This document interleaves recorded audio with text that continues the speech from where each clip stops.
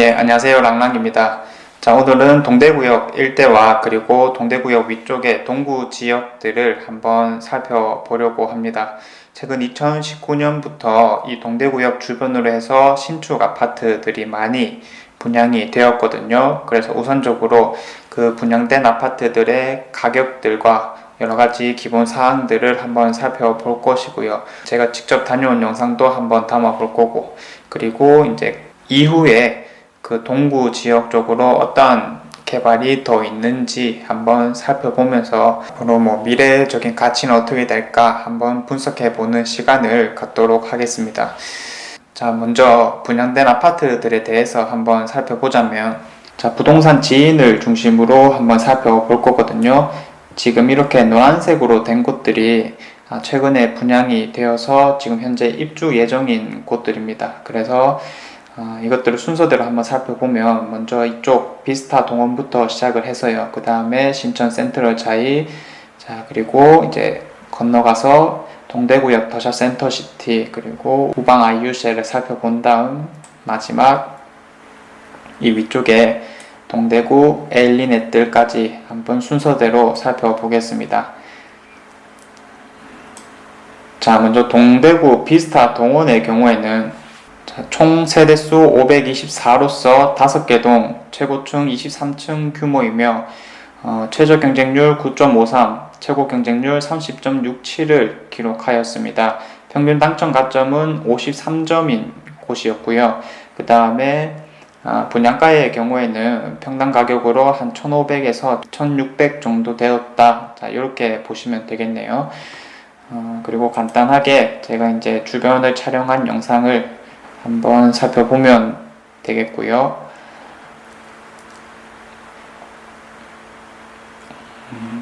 자, 여기 있는 비스타 동원을 먼저 봤었고, 그 다음에 건너와서 신천 센트럴 자이를 좀 살펴보자면, 총 세대수 553, 아까랑 비슷하죠. 그리고 8개 동, 최고층 29층 규모이며 최저 경쟁률 7.94, 최고 49.52를 기록하였고, 평균 당첨 가점은 56점입니다. 대체로 비슷한 수치를 보여준다라는 것을 우리가 확인할 수 있었고요. 그리고 분양가의 경우에는 평당 가격 1600에서 한 1800만원 정도 된다. 자, 이렇게 조사가 되었습니다.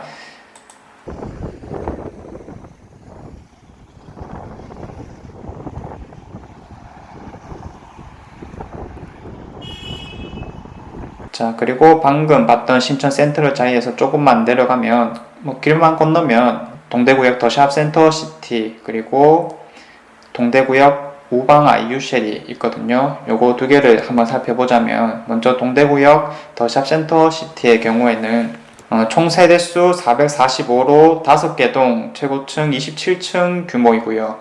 그리고 최저 경쟁률 12.76, 최고 32.47을 기록하였습니다. 평균 당첨 가점은 56점이고 분양가의 경우 평당 가격이 한 1,700에서 1,800 정도가 된다. 자, 이렇게 이제 확인이 되었고요.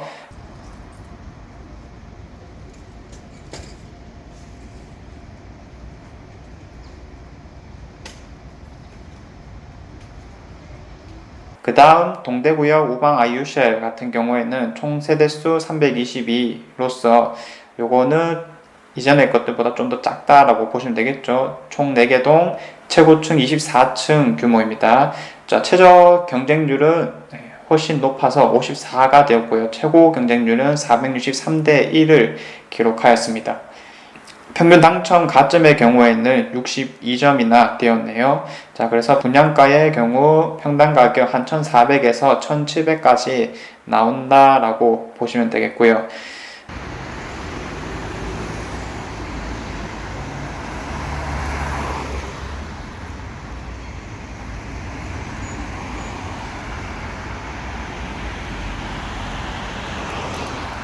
마지막으로 이제 동대구역을 건너서 조금 위쪽으로 올라가다 보면,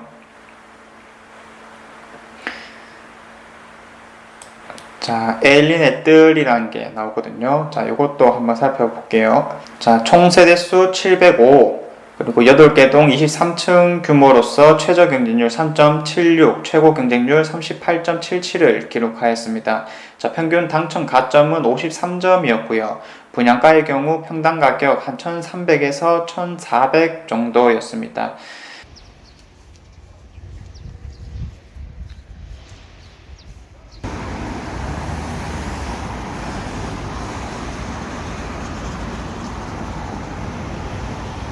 지금 현재 이 동대구역 인근을 보면 대체로 언덕 지형이기 때문에 아파트들이 조금 경사가 있는 곳에 있었다라는 점이 공통적으로 발견이 되었고요. 그리고 아주 인접한 곳에 뭐 복지센터가 있었다.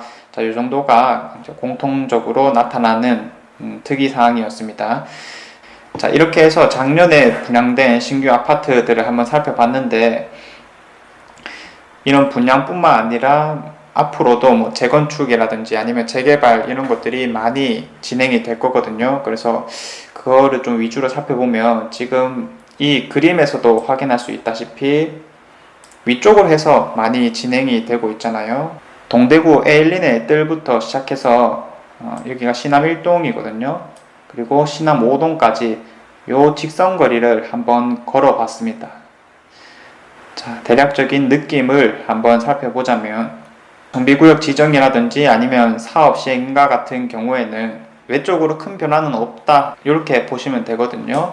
관리 처분인가 정도는 받아야지 뭐 철거가 진행이 된다든지 아니면 이미 많은 진행이 됐다든지 이런 식으로 확인이 가능합니다. 자, 지금부터는 조금 확대해서 보도록 하겠습니다.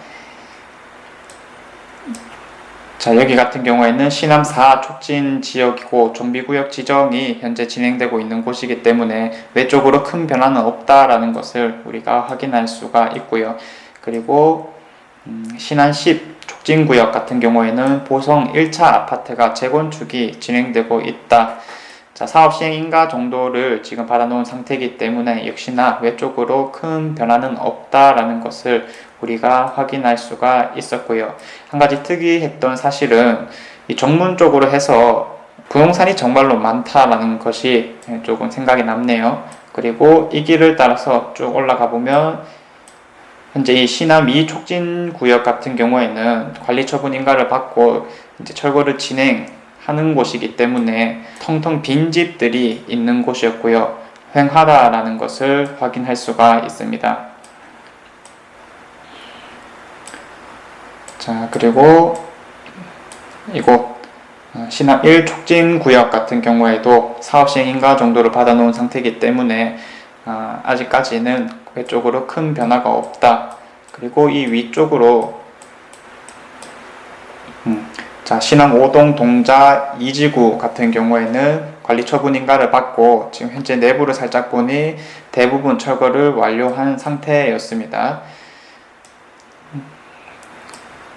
자, 이쪽은 뭐 상가 같은 경우에는 아직까지는 많이 없기 때문에 프리지오 상가를 활용한다든지 아니면 앞으로 조금 만들어지기를 기대해야 되는 상황이었었고요. 그리고 이 밑에도 조금 진행 중에 있는데 뭐 조합 설립이 추진되고 있다거나 아니면 정비구역이 이제 막 지정된 상태이기 때문에 역시나 큰 변화는 아직까지 발견할 수가 없었습니다.